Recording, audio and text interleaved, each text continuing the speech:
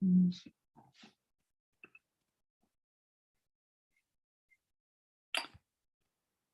technically, we're live streaming now. Okie dokie. Yeah. Go ahead and record. Yes, we are recording. And let me mute us over on YouTube. It'll be a few minutes before anybody joins because nobody expects us to be. Nobody expects the YouTube. Spanish Inquisition. No, but nobody expects us because we haven't broadcast in so long. I'm trying to remember who it is who recently asked, are we going to do a show soon? It's Conrad, probably Conrad is the name. So yeah, thanks for asking about us. Here we are, we're live streaming. I'm going to go ahead and just start by telling a story and see if, during the time I tell this story, people show up. I had tried something thanks to Rob Wolf over at the Healthy Rebellion. Mm-hmm. He recommended a meditation course called Ziva through Emily Fletcher. And I like the course. I like some meditation. I'm not what they would call woo-woo in general, but I think meditation is not that per se. It's a practice that's very helpful. So I've liked it. Anyway, it turns out that Emily is launching something new. And so she had one of these calls, to describe what this new membership program is and whatever. And I took time out of my day and I got onto the call and I was waiting to hear about what this was. And she says, well, the reason she's inspired to do this new program now is because she just got back from Antarctica. Poor girl. And she mentions, as she's about to talk, launch into this discussion, she mentions that she was there with a number of influencers and climate scientists and other people. And she said, essentially, now is the time to, whatever her call to action is going to be. Now is the time. Sacrifice yourself, yeah. Yeah, well, or devote yourself, focus your energy, however she's going to put it, right? But it's because the ice caps were melting and she saw them melt and fall into the ocean.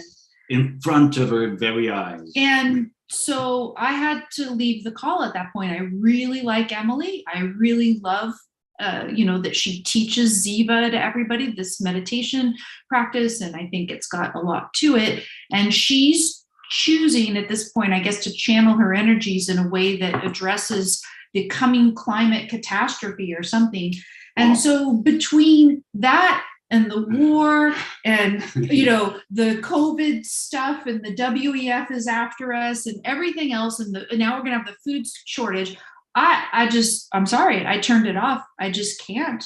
I recall there was another element also leading up to that, let's call it desperation, because there was a Zero Hedge article. And it's clear that however alternative they might be as a news source, they deal in fear porn of their own. Right. It's just, right. In a different flavor. And so that's really the thing that I wanted to come on and talk about today. One of the reasons that we have not been on in so many weeks, I don't know, I'm not going to speak for you, but I'll speak for me about it, is that I have been taken in by some of the fear porn in a certain way. We had just done the interview with Leonard Peikoff and talked about the truckers. And of course, the crackdown on the truckers by Trudeau was itself horrible. I'm glad to see that he's gotten the tongue lashing from the members of the EU parliament that he deserves, right? But it's just atrocious what he has done to those people. And what he continues to do, the charges he's leveling against them, and et cetera. So that was a thing. And then, we had that discussion, and I think just being able to talk about sympathy for people who are fighting for freedom with Leonard Peikoff was itself, nice.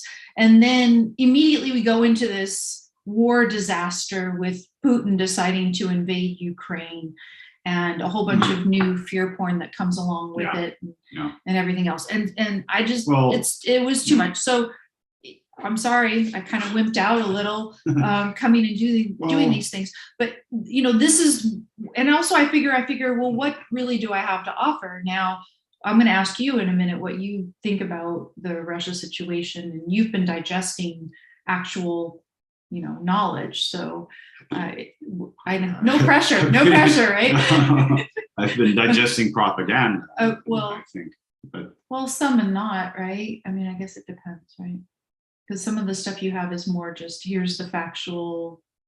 Yeah, no, sure, Okay. sure. No, sure. I've tried, but finish your thought. But so I mean, for me, I've been overwhelmed with this, but I wanted to come back and I felt like I didn't have any particular take to help share, and maybe it was just that I needed to get my own mind acclimated to this new era that we're in before I could face the microphone and the camera again and everything else. I don't know. Well, I chose Don't Let It Go, the title, for my blog way back then, and the show and everything else. I chose it for a reason. And the reason is that sense of life that's described by Rand in that 1971 essay, she called it the American sense of life.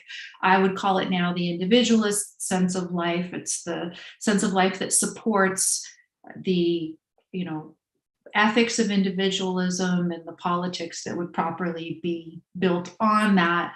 It's that sense of life. It is something that I feel like I've struggled with to a certain extent. And, Rand talks about the urgency. When I read her essay again recently, I thought like, oh, it's got its own little fear porn aspect to it, right? It's save this, make the ideas explicit, or totalitarianism is going to take over, right? So it's everywhere in my mind right now. But in any event, I have struggled. It's one of the reasons that I, chose and latched on to that name, that I believe that, kind of exploring and supporting and furthering those aspects of the sense of life, both in myself and in the world, is a worthy goal. Not because we're going to jump on the train of urgency and totalitarianism is going to take over tomorrow, although it might. No, but point being that this is something that I believe is worthwhile. It's an ongoing endeavor. So with that being said, this was my introduction. No. I'll just at least talk about what's the title. So the title is Nothing is Lost in the Universe, and I'll give my spin on it in a second. But it ties into this issue of sense of life and my sense of life, my struggle with sense of life.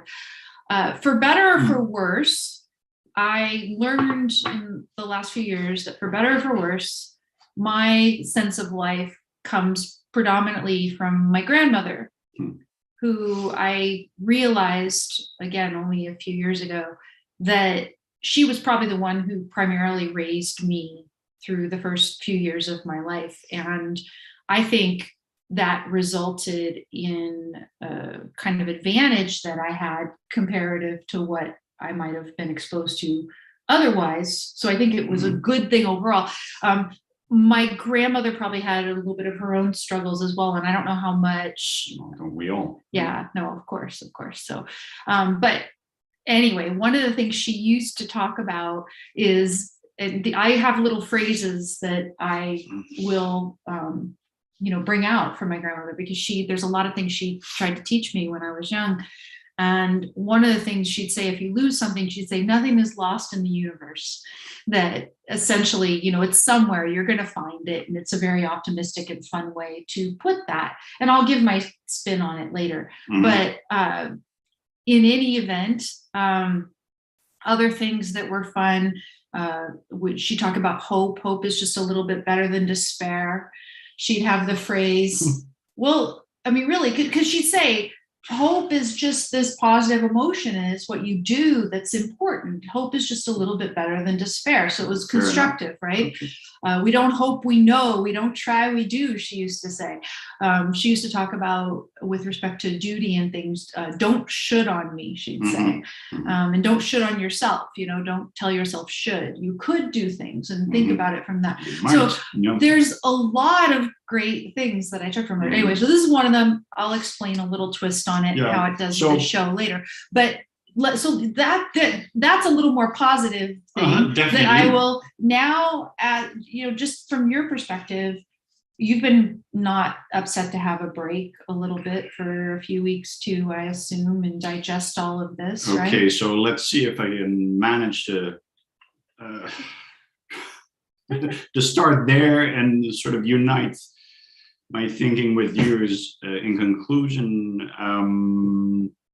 no, of course, the tricky thing is always having a lot of projects on your plate professionally, and as you know, I have my projects on the side, so that continues to be a balancing act or a juggling act already. And then, yeah, indeed, when the whole COVID theater, to paraphrase Governor DeSantis, was finally coming to an end, at least, to most practical effects. Even the build-up was disturbing. The buildup of troops, and then realizing, and that for me was a very, I guess, a new thing to deal with in the world of politics, of obtaining news and searching for angles, realizing that at that point, so Putin is building up his troops on the border, and the intelligence of the UK and the US are saying, they're preparing an invasion, and the Ukrainian government at that stage still saying, "Oh, this is fear porn," and calm down, and realizing, and that was a tough nut to crack for me, realizing that I really don't know who I am going to trust anymore. And so, of course, once you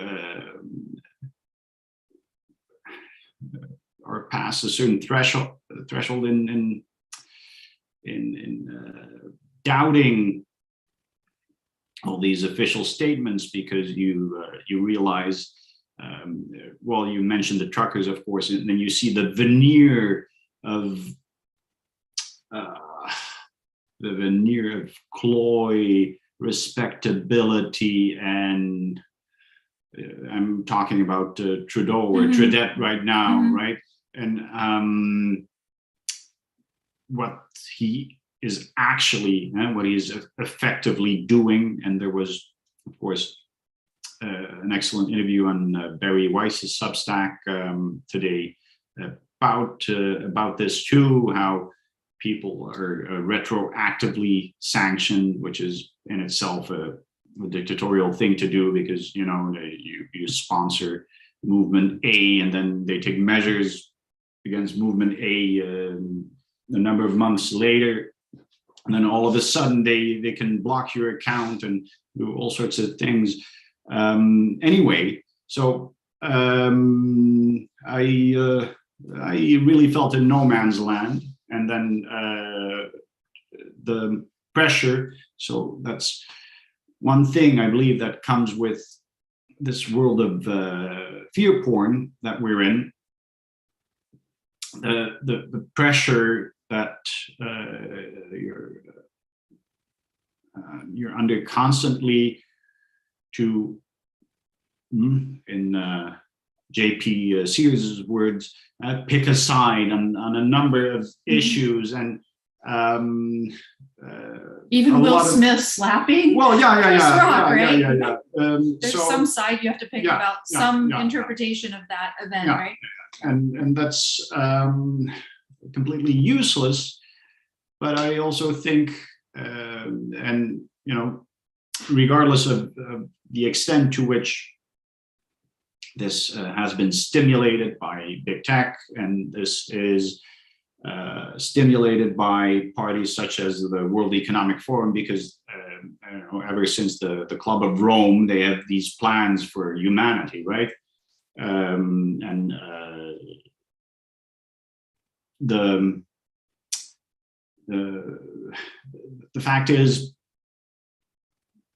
and this is of course where it ties in with the interview we did with Matthias de Smet. We culturally are in this stage of anxieties, as he puts it, free-floating anxieties. So with that in mind, I think the root of the problem is really closer to that to that type of issue, and we've discussed.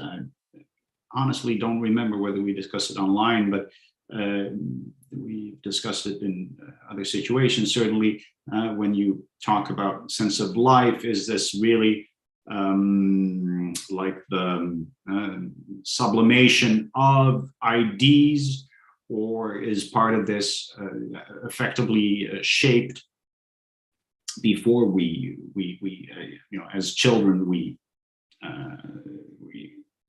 conceptualize? So that also makes it difficult to improve certain things in ourselves, let alone in the culture out there. But I'm not necessarily pessimistic about those things, because I believe certain things, such as appreciation for life, in a way increases to the extent people are used to the idea that they can actually plan it and hope to achieve a respectable age without anything disastrous befalling to them. But that's where the fear porn comes in, because there's a disaster looming around every corner. Right? So, but in any event, so I think handling the fear porn is really what we should all focus on, and that is probably something that therapeutically speaking is better approached through positive projects. So I will call your grandmother and and up one for Elon Musk, because obviously when you are under the influence of fears and worries, etc., we underperform, and we underperform mentally. So as against your grandmother, I was thinking myself, so how about channeling through our inner Musk and figuring out a way to sort of look at the world through his eyes, or obviously through the way we believe he sees things, which in a few words would be, anything's possible. Anything's possible. There's something we can do about this, right? Yeah. And this is where I'm going to go to the nothingness lost in the universe. Of course, the universe for Musk is around the corner too, and so that's wonderful. And Conrad is here, by the way. Am I right that your name is Conrad? I looked at your handle and just assumed that was your name. Anyway, thanks for tuning in. We didn't ask him explicitly, but there he is. So there you go. Another instance of nothing being lost in the universe. There right? you go. Well, I think he just wrote a few days ago or something, but yeah, no, Musk definitely gives you that sense. Of course, I mean, there he was when he decided he wanted to do something to help the Ukrainians. He says, I'm just going to turn on Starlink for the Ukraine. And we can talk a little bit, because it's been interesting for me the last few days. I work in social media. He's turned his attention to social media explicitly. And there's been, first he put that poll out there saying, do you think that Twitter rigorously adheres to the principle of free speech? And 70% say no. And then he says, well, what should be done about it? Should there be an alternative? And I said, yes, put my little emoji with the halo on it. I've been working, for such a platform, an alternative platform, for a while. Now there's speculation, is he going to buy Twitter? Is he going to buy some other platform? Is he going to build his own platform? And this is where, okay, disclaimer, I worked for Parler. Obviously, I'm biased in favor of Parler. Elon Musk describes himself as a free speech absolutist. So of course he is the type of person that we love at Parler. So all of that is the disclaimer. But I will give you my take on, should he buy Twitter, or should he either buy an existing platform, which in some ways is easier, or should he build his own? Most people in a poll posted by Seth Dillon voted that he should buy Twitter. And I think it's because they imagine that he could just take over the infrastructure of Twitter, which is highly built out over many years and is very sophisticated. And he could just run it in a free speech oriented way, and life would be awesome. Yeah. So they think that. Let me finish. But so the issue is that, I mean, the way I would see it is that he would have a lot of effort, even though he's Elon Musk and he gets things done, he would have a lot of effort sort of steering this ship, which is, geared in this very liberal, but I would say more leftist minded direction, progressive, to try to steer that into a way that is more nonpartisan, free speech oriented, libertarian. I don't know exactly how he would describe his platform. Parler, we describe ours as a nonpartisan, libertarian in policy, content policy platform. That's George Farmer has used the term libertarian. We are nonpartisan. I would assume that Musk, any platform that he would want to run, would be similar, that he doesn't want to start a conservative platform, so to speak. So, but still steering it that way would be a lot of effort. Yeah. That's my view on that. No. So you're absolutely right. The only thing is, and that's where I think you have another instance of the difficulty in steering, this big mass. And in this case, it's evinced by the answers to that poll, because people, consumers or users, and in this case, of course, they're consumed. They, of course, they stick to what they know, right? And that itself is an obstacle for serious improvements in that space, because that's true. They don't even want to have to give up their Twitter account to get what they want in social media, right? Well, yeah. And I am assuming that, part of them, I guess at some level, a lot of people are aware of the addictive aspects of certain of these platforms. But are you willing to do without it? And of course, the addictive aspect, it's these things are integrated in all these tech products, right? Whether it's a video game that keeps you on playing, but in case of these social media platforms, there is something in particular that is going on because they, through the use of algorithms, they try to trigger you and keep you engaged. Okay, so meaning that they are constantly looking to play you with, So, no, let's put it a different way.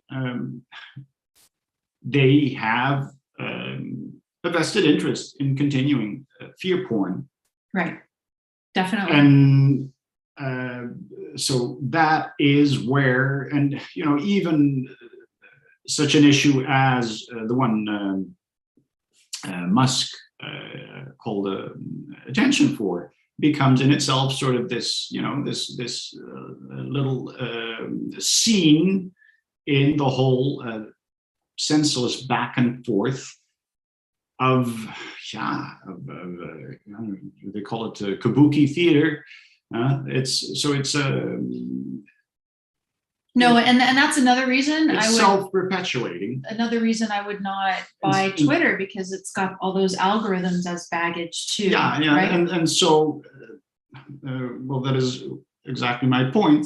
That is what people expect and want.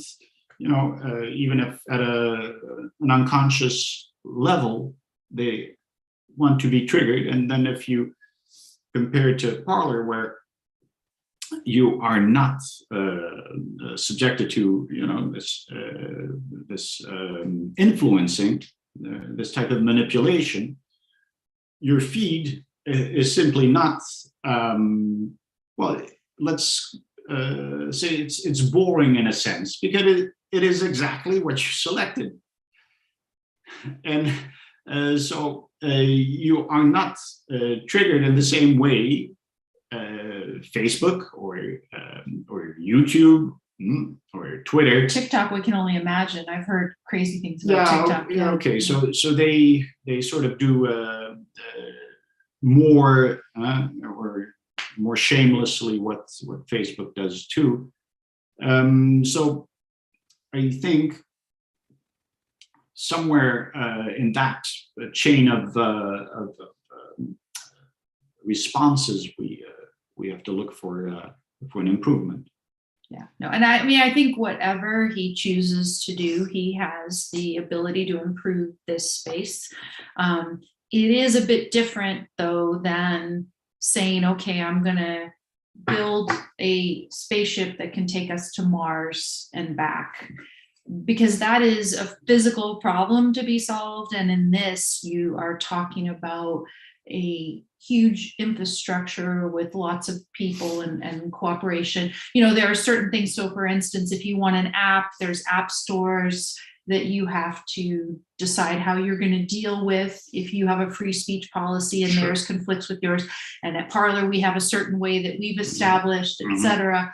Now, I think in the long run, any of the rational people in any of these organizations can be shown that the best way to deal with all legal speech is by putting the tools in the hands of the individual users, like we do on Parler. Again, shameless plug. But these are all problems that would need to be solved, and you can't instantaneously just treat it as the same as solving a physical problem. He's dealt with it some because he's got politics in a number of his endeavors, but it might be a bit different in this realm is what I'm saying. But so I'm going to say overall, what is your sense of the war that Putin has started? I mean, if I asked you today, what would be sort of your prediction of what's going to happen? Are they going to?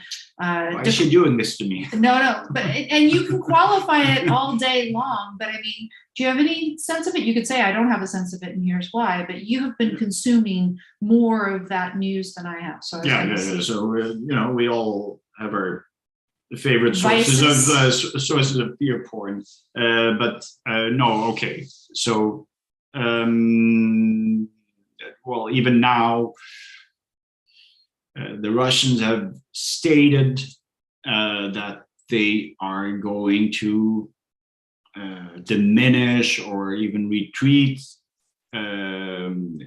diminish attacks or retreats around at least Kiev, the capital, which of course can be another ruse. In any event, and that is more generally the interpretation, they realize that they failed with their original plan. And so in order to obtain something that they can brag about at home, they are redirecting resources and attention to the east, the Donbass region, where they had their satellite or their proxies already in Luhansk and the other one, and of course they were hoping to create a land-based connection with the Crimea that they occupied in 2014. So that's why they're still destroying Mariupol in the south. And of course, if they would consolidate their gains in the east and the south, supposedly they would be they would hold something that they could join negotiations over. And of course now there are negotiations in Istanbul, and so those are the practical developments. I've been personally pretty shocked about the. Well, it's one thing that they did it and that they invaded, but then to be such failures militarily, and that's the sense you're getting, because you see what is going on all the time, and that they have failed. Yeah. Well, obviously. Well, okay, so they'll try. They're skewing it now. We're pivoting it, the narrative now, as in they never had plans for Kiev and Kharkiv, etc. But if that were the case, and of course, the casus belli to begin with was the quote unquote protection of the threatened minorities in the Donbass region. But no way would they have committed all those forces over there, and they would immediately have aimed for cutting off the western part from the eastern part, also because geographically you have the Dnieper River that already separates the country, and so they wouldn't have wasted all those lives and resources. Anyway, so now I guess I'm sort of relieved that they are using that lie, that pivot, because if they were to persist in their original strategy, I could have imagined escalation of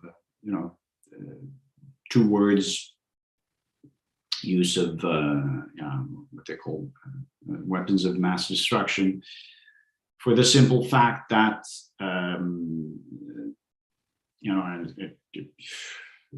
it's ridiculous having to put it in those terms, but of course, if bully Putin would have lost face too much, what would he have needed to do to save to save his face, to save his position nationally.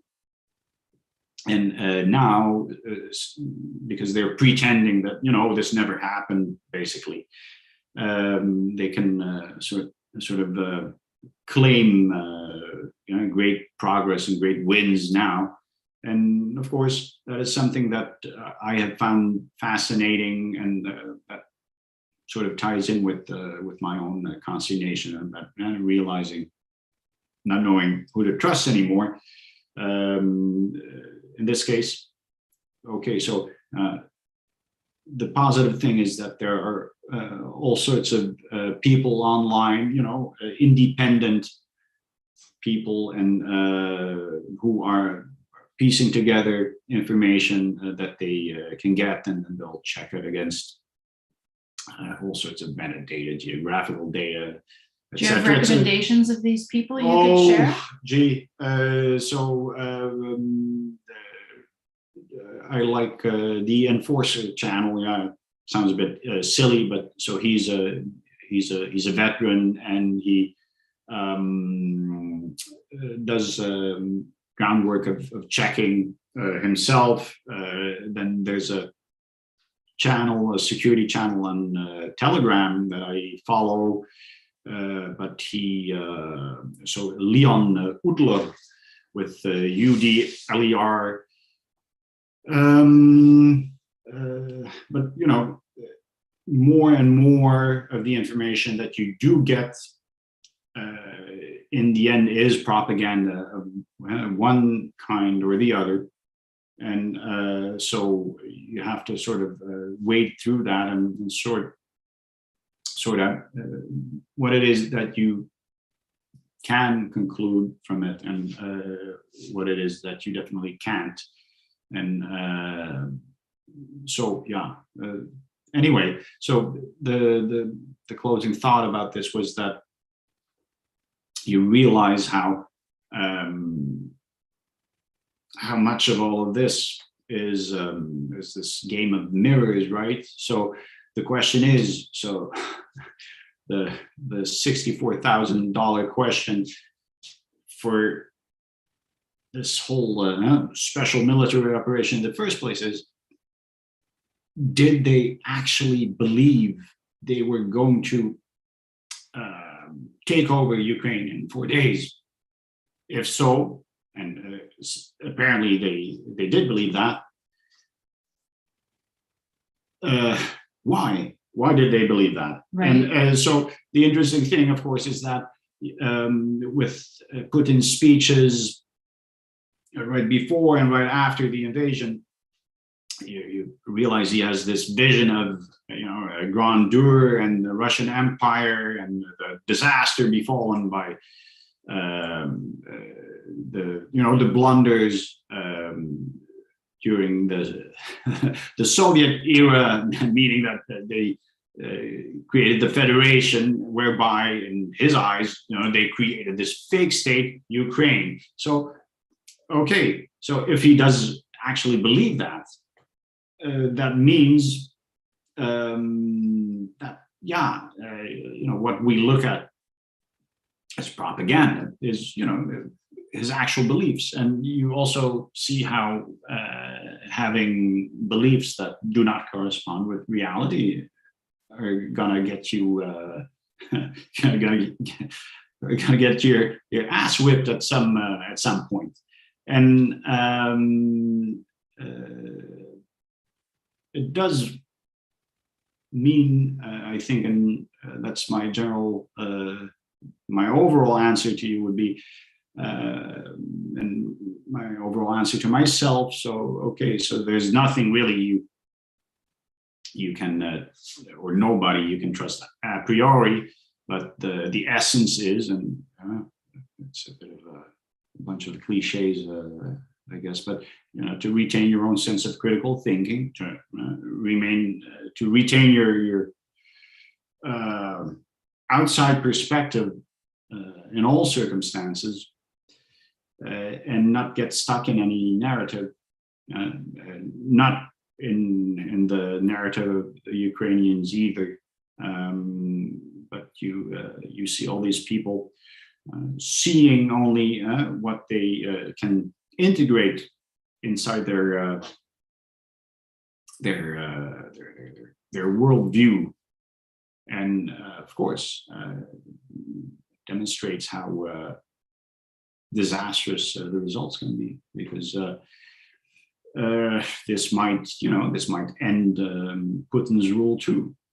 Yeah, I don't know exactly what the chain of events would be, but I know that there are a number of people who think it is fairly urgent to at least stop this war. Some people think that that is necessary in order to avert other sorts of disasters having to do with supply chain and prices of energy and all of these sorts of things. What I think would happen is, if this particular war was no longer a distraction, then you couldn't have Biden or other politicians blame this war for problems that were already coming to the surface. So that would be interesting in and of itself. And it could be part of the reason that Biden is sort of, but not really, saying things to escalate this. I don't know, right? So war is convenient, as George Orwell observed in 1984. War is a convenient way to distract people from the deprivations that they are or are going to suffer. And Biden has been clear in warning people about food shortages. There's a lot of fear porn out there about food shortages right now. Again, there's so much of this stuff, but so do you think that they're going to reach some sort of settlement that is going to allow Putin to save face and end this thing? Is that your sense? That might happen within a week or two. It might. Okay. Turkish President Erdogan now is hosting negotiations, talks. So for them, for Turkey, it's a very bad situation because they are, well, first of all, geographically very close. They have relations with both countries, of course, the neighboring countries around the Black Sea. Turkey has a tourist industry that caters a lot to Russians too. It's something like 35 million visits a year. Oh, wow. Whether that's probably going to be night stays a year traditionally, but or previously. And so, of course, Turkey is a NATO member. At the same time, they haven't imposed any sanctions yet on Russia. So Turkey is in dire straits economically too. And then, of course, there's also, we're talking about food. They also buy food from Ukraine and Russia. And then already food prices have been escalating in Turkey long before they were over here in the West.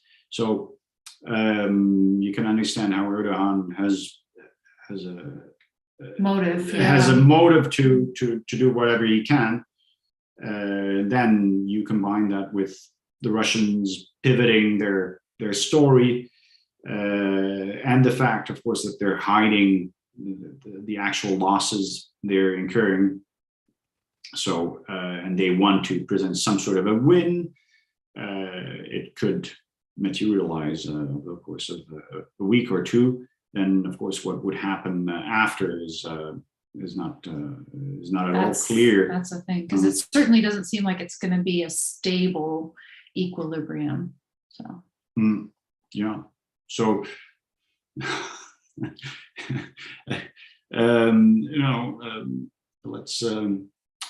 let's hope so. Yeah. In the first place, for the normal people who are suffering from really senseless senseless violence. No, and I mean, I guess the hope would be that through the natural course of politics and everything else, if a regime change really needs to happen in Russia, that's how it would happen.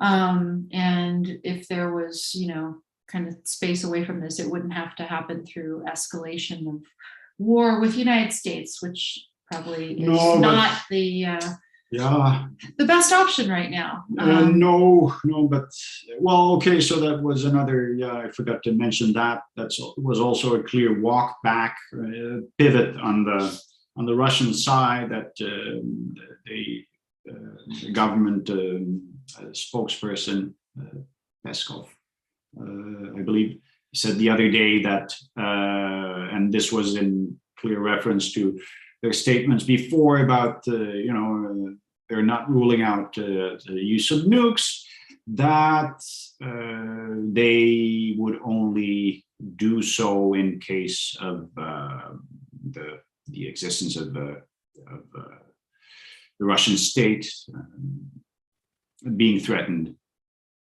existentially threatened. So I figured that was clearly intended to say, okay, so this is the chessboard for now. NATO is sending arms, but they're doing their utmost not to be involved militarily on the ground. And it's, it is madness. On the other hand, it's not going to be a stable equilibrium, that's for sure. Whatever they do at this point, but it might be enough to pause things for a little bit. I mean, the way I'm seeing it is, can they pause it? Can they make it so that certain of the disasters that supposedly hinge on whether this war continues or not, that those can be averted, that people can keep their eyes open long enough to vote for some better people in this year's elections so that they can solve the real underlying problems, which might be, hidden by the fact of this war, that might be blamed on this war, that there's actual underlying problems going on that have to do with climate policies, policies that restrict the availability of reliable, inexpensive energy sources. The stuff that you're seeing out there, and again, so I want to go back to the fear porn, right? Because the fear porn is on all sides of all issues, I've decided. Basically, anybody on any side of any issue can throw you fear porn. So I'm going to throw you fear porn about fear porn. It's going to be, this is meta fear porn. Meta fear porn right here. We must stop fear porn now or else, right? No. But it's true though, right? It's true. We've got to stop the fear porn. But the person who can stop the fear porn is you. Look in the mirror now. You have the power to stop the fear porn. You don't have to send me 5 million checks. If you want to donate something here on a super chat or whatever to the show and help us avert the costs or whatever, we're happy. No, but it's you. All you have to do is look in the mirror, and you can decide not to expose yourself to so much fear porn. Now, for me, these big social media platforms, they do it for me. It's really so magnanimous of them, because if I go on Facebook or I go on Instagram or I go on Twitter, I am throttled. On Instagram, it's really funny because sometimes they'll let me post, sometimes they won't. And I could try all day. And at one point, they wouldn't even let me post, a cat picture or a flower picture or whatever. I was on Instagram. I posted something the other day about the Elon Musk stuff, trying to read the tea leaves. What is Elon Musk going to do if he gets involved in this social media space? And then somebody made a comment on my post on Instagram.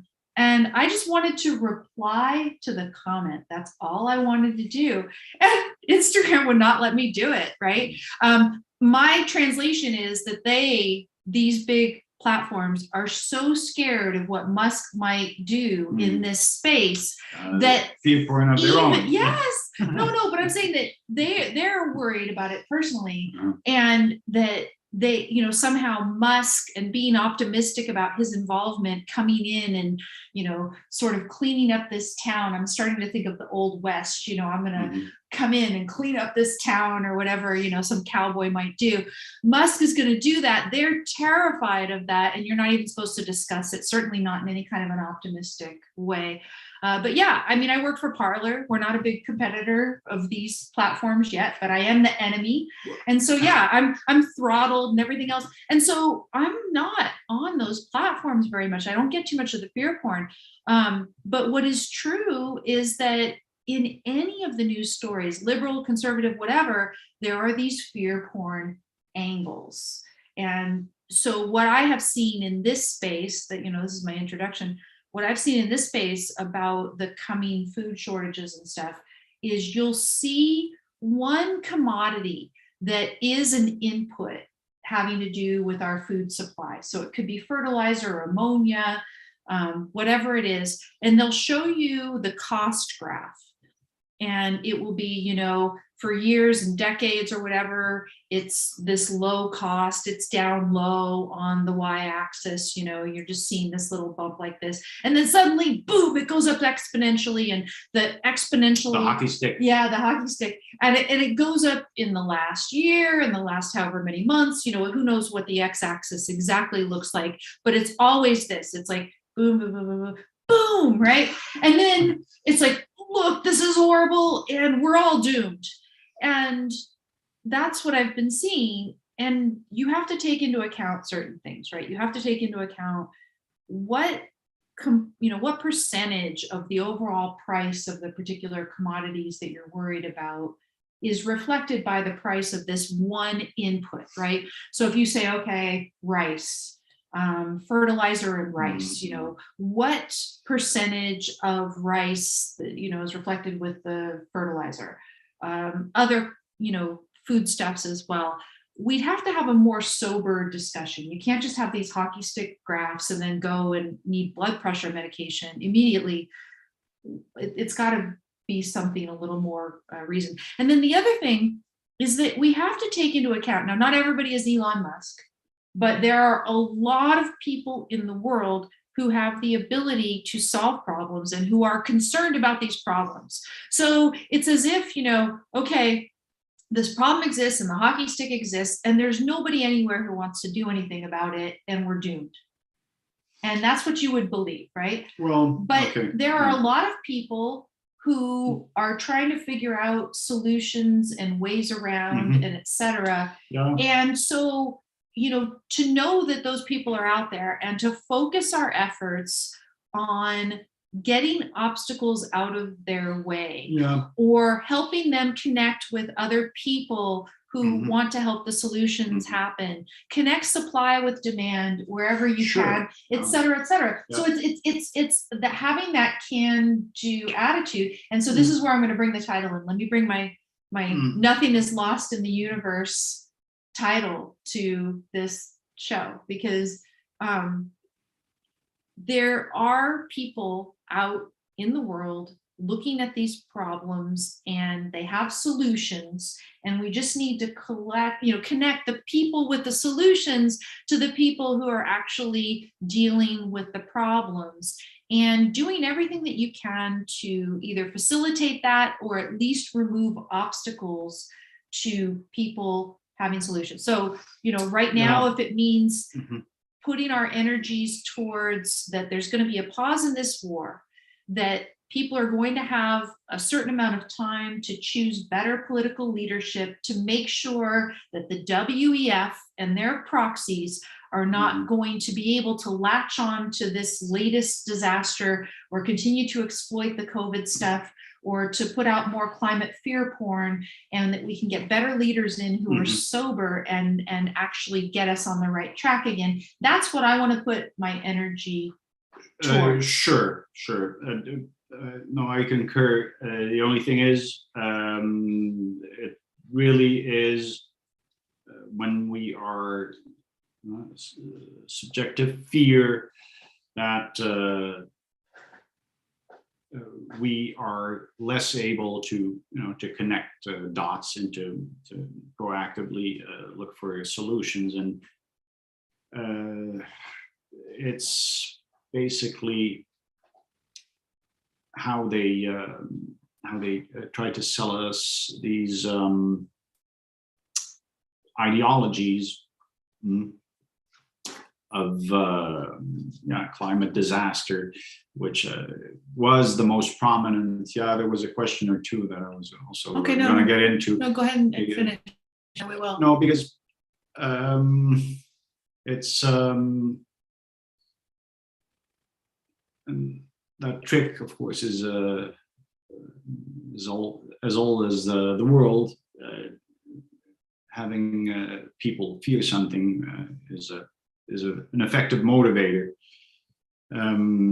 because it will make them less connected with their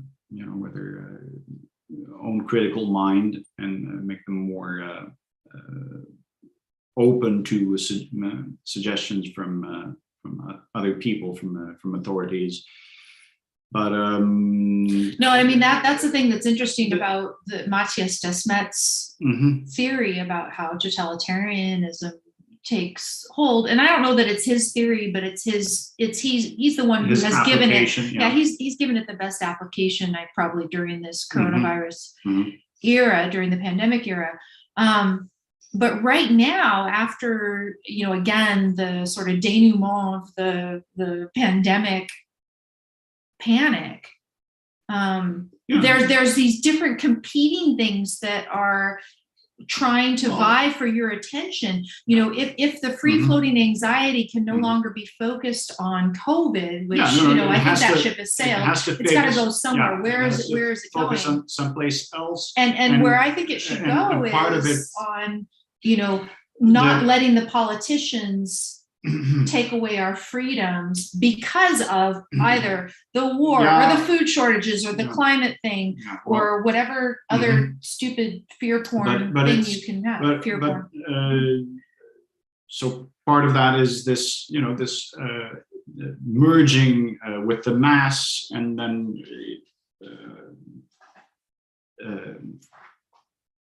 whether this presupposes the creation of the outgroup and the enemy, etc. The unvaccinated or the anti-vaxxers, and now whoever expresses support for Russia, etc. Right. I'm not sure that's even the essential, the creation of the setting up of the enemy. It's this merging with the group, and no longer thinking for yourself. So as to the comment about and I think those things are related with what we were discussing right now, the idea that Putin is standing up against the globalists. Well, frankly, I believe Putin is one of the globalists, in the sense that he has set up sort of a model for governance that the World Economic Forum is promoting. You have a small group of oligarchs, billionaires, who decide for humanity what direction it should take. And of course, at the superficial level, he opposes it, but he does exactly what they want, as to diverting people's attention, keeping them in a straitjacket of worries, increasing, still more fuel prices, increasing subsequently the call for these, literal windmills, right? So whatever can go wrong. Let me ask you, is there a government in power in the world now that isn't doing this to a large extent? The so-called energy transition. anything. I mean, on all these fronts, right? But well, I've read here and there that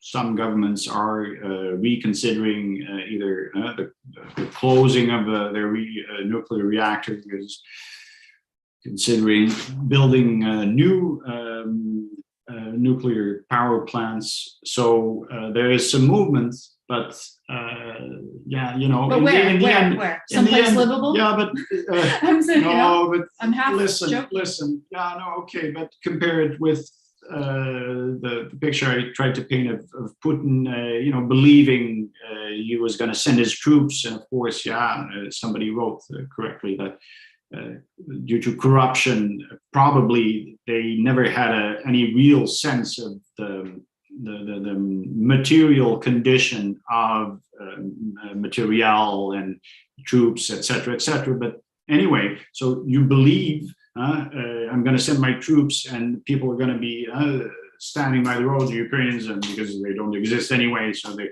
going to applaud and welcome them as liberators, etc. So you believe that. So if you believe that a bunch of windmills and some solar panels will allow you to stop using Russian oil, fossil fuels, and will allow you to discontinue nuclear power just like that. So, you know. Well, and this is the thing. Why do you want to discontinue nuclear power? It's cheap, reliable, clean, when done properly, source of energy. I'm one of the things that makes me optimistic in the world is the amount of investment, in nuclear. Okay, but it wasn't really cheap, but that also is always a relative discourse relative to other sources of power. But I think, and of course, fear porn being one of the themes, the fear stimulated with respect to nuclear power has always been an issue. So so again, it is time for common sense. And I was reading, of course, Bradley Thomas's book about the revolution, and we were not going to interview him about this, but you realize how essential common sense is, and I'm referring to Thomas Paine, of course, who played a very specific role in preparing for the revolution. So. Right. Let me get a couple of the comments here. So Bree talks about owning 1.5% of a 1,000-acre farm, etc. This is one of the suggestions that I have seen from Chris Masterjohn, who again is on the premise of what can you do? Here's the problems as he sees them, and he says, what can you do? And one of the things you can do is support local farmers, buy shares where those are available, et cetera, because it's that sort of arrangement that is more resilient in this sort of time. Now, let's see. World politics seems to be based on the principle that crazy people should be allowed to do whatever they want, in the sense of sort of placating or appeasing a Putin. Is that what you mean? It seems it, right? Stop watching television news in 2004. I actually don't have a TV. Should I admit that? I don't have a TV right now. So I'll answer that. So about the ideas and ideas moving history, you can find my own take about that, Conrad, on my Substack. History is now. So, are we plugging Substacks now? My Substack is Don't Let It Go. You plugged your employer, right? So I figured that was justified. So Shameless. And shamelessly, Just Right Media. So I'll see if I can find that. Just Right Media is on Parler, by the way. Just Right Media is on Parler. Okay. Okay. Yeah. So maybe this is a good moment to stop. Yeah, certainly at least it's lunchtime. A pledge on my part, yeah, to try and work more towards, channeling my inner Musk. No, I mean, this is what we all do, but I will put up something soon, and I can't decide whether I'm just going to do it as a write-up on my Substack, Don't Let It Go, or I'll put it out as a video, or maybe some of each. But I am going to document how I solved a problem that I encountered over the last year without resorting to big pharmaceutical solutions, by finding the information that I needed out there on the internet, applying my mind to it, and thinking at each step of the way how I would get more and more towards the root cause. It's a health issue, but I'll talk about it. And it's sort of a microcosm of so many of these questions. Yeah, just how to go out and seek your own solution, and I'll have documented proof that I have addressed the problem in a very substantial way, et cetera, et cetera. Yeah, so stay tuned for that. And as I said, follow Don't Let It Go on Substack as well as here, and you'll find it. We will be doing these now more regularly. And yeah, I think so. I think we're ready again. But yeah, in terms of, again, taking back control of your attention and life from fear porn, there's a book that's coming out by Joshua Becker, and the title is escaping me right now. It's something about focusing on the most important things. And Joshua Becker is the Christian minimalist. So there's a lot of good that he does out there in terms of helping people to focus on the things that are most important to them. His version of minimalism is not, you'll own nothing and you'll be happy, but it is, in the sense of just elevating those things that are most important in your life by getting rid of distractions of all kinds. And those could be possessions, but those could also be things that you expose yourself to, that I don't know, somebody's here talking about this. No, you're getting medical advice in the chat, and it's distracting. Who is getting medical advice? You are, apparently. I don't know. Yeah, I don't know how you can be diagnosed over video. Oh, yeah. Dear. Isn't that interesting? So no, that's interesting. But yeah. I can assure you he's been tested and it was normal, right? So, no. But an optician gave me that advice once because of my eyes, apparently. So. There's like a characteristic of your eyes that they misinterpret as stemming from a thyroid condition or something. Yeah. So no, believe me, I was diagnosed with a thyroid condition. It's very minor, but in any event, I'm very familiar with those. So back to the end of the show, which we were wrapping up. No, but we have to just not get distracted by these things, and I don't want to go back to meta-fear porn, but really doing the things that you can do to minimize your exposure to it, or at least recognizing it when it's there, when you cannot avoid the exposure. And again, turning the focus towards either finding and implementing the solutions that you have available to you, or working towards a situation where you're helping to connect people who have solutions to people who can do things about the problems, and just setting our minds on getting better leaders in those positions who are wanting to facilitate freedom-oriented solutions to the problems. That's really where we have to go. That's all true, but I'd say at a personal level, finding purposeful, meaningful occupations that can be big or small, because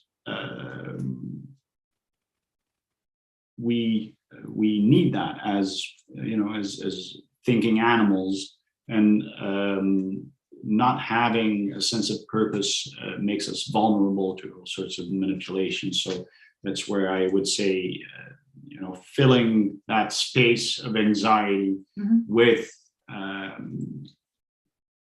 activities that make you happy and give you a sense of what you're living for will make you less vulnerable. So it's really the double whammy, and will definitely make you less vulnerable to fear porn. No, and I remember that I had suggested that in the discussion to Matthias Desmet. I said, what if part of the solution to the free-floating anxiety was to help people realize that they can engage in a life of purpose? And so I think that was not part of his philosophical repertoire at that point. And I'm hoping his book is coming out in English. It's going to come out in English in June. And I'm hoping that he addresses something constructive like that as well in his book on totalitarianism. We'll see. No, okay. So that's going to be.